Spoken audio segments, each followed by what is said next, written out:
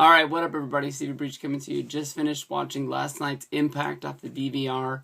I'm not going to do a full-on rundown during the match because I'll admit to you, when the match was, when the show was going on, I pulled the Gemini.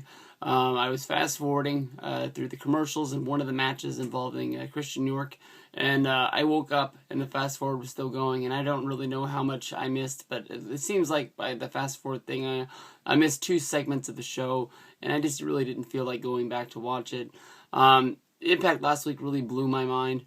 For a long while, they had a streak of, really, really good shows, and last week sort of like made me flip my lid. This week's, I've been not really counting the every other week, the second live show, because the show, the crowd is a little bit less into it for the second show, but those first shows, those tapings are always really, really great. But it looks like maybe Tupelo, Mississippi might have been in the wrong town for Impact. Hopefully they'll come through Sacramento, California sooner or later. They're making their way to the West Coast. I saw them announce a taping in Las Vegas. I can only hope that they'll jump one more state over, or we'll get that Bound for Glory come October, I guess, is when they do that pay-per-view.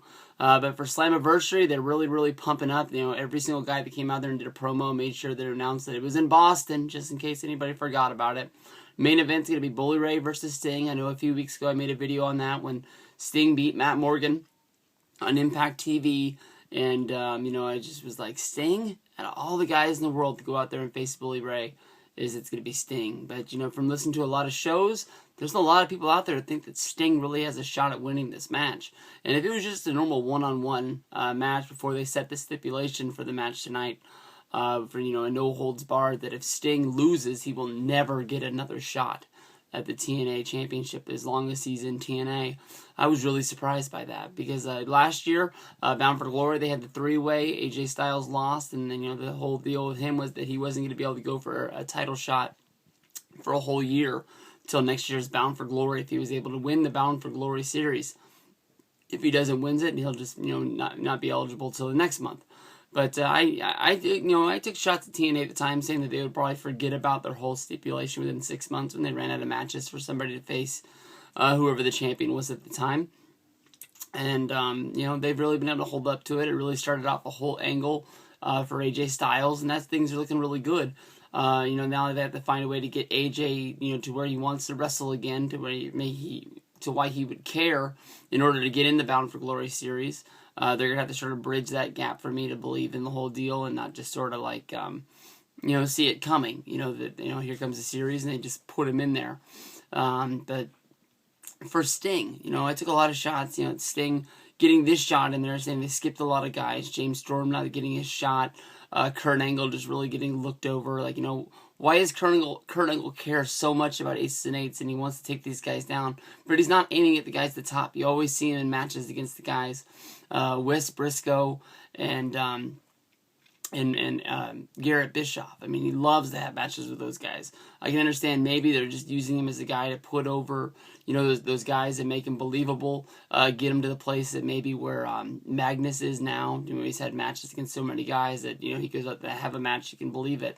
And I know that's going to be a hard job, but I mean, nobody's going to be able to get him like Kurt Angle. But at a time like now, when Impact's really gaining steam, is that really what you want Kurt Angle doing? You don't really want him out there in real, big-time matches.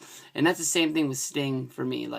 It's good that TNA has Sting. They've always really, really used him really well. There's been a couple times when his character didn't really make sense, when he was the GM and he was the Joker. But for the most part, the way they've really used him is that he is the icon. He is the biggest star that TNA's had. And, he is what really got them to the point they were at today.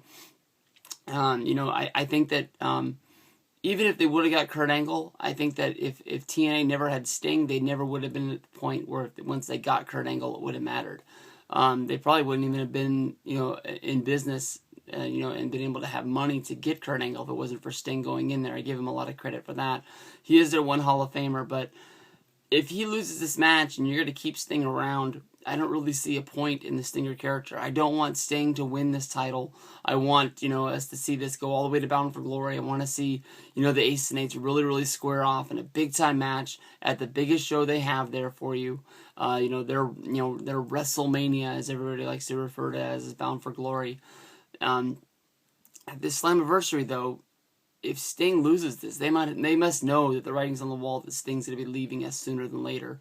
Because how many big money matches is Sting going to have in TNA that we're really going to care about if the title's not on the line?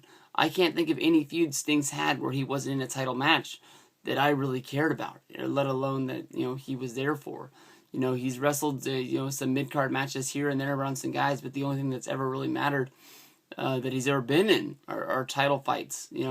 I bet you can't even name the guys that were in the Lethal Lockdown with him from the last pay-per-view Lockdown in TNA. Just if he's not working the top of the card, there's really no point for it. That TNA puts most of their money into a guy like Sting, and if you're not going to be him having them there to revolve the title around, there's not going to be one fatal four-way.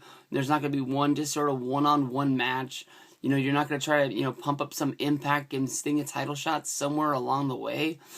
They must have something in the works. I don't want to say this is the biggest mistake they've ever done, and they'll be able to turn their backs because they've really proved their plate. Proved that they've been able to follow through with the whole AJ storyline. But I know Sting's not going to wrestle forever, but Sting still probably got some time. The way he works and the schedule he works, to say that he's never going to get a title shot to me sort of means that he's just going to become Mr. Irrelevant. I knew that by looking at AJ this year that he was probably going to become like that, and then they put him in this whole thing of in this gray zone if he's in the Aces and Eights or if he's on TNA side. He's sort of like the free agent making his own works, and we're gonna have to see how they write the rest of that story. But man, that was really some balls by TNA to say Sting's never gonna get a title shot, because I really don't see Sting winning the title of the pay per view. It's just not gonna happen in my books. That's just how I see it. What about you guys? Do you guys think it's a mistake? Do you want to see Stinger in some more title shots? Do you want to see Stinger win the title at Slammiversary?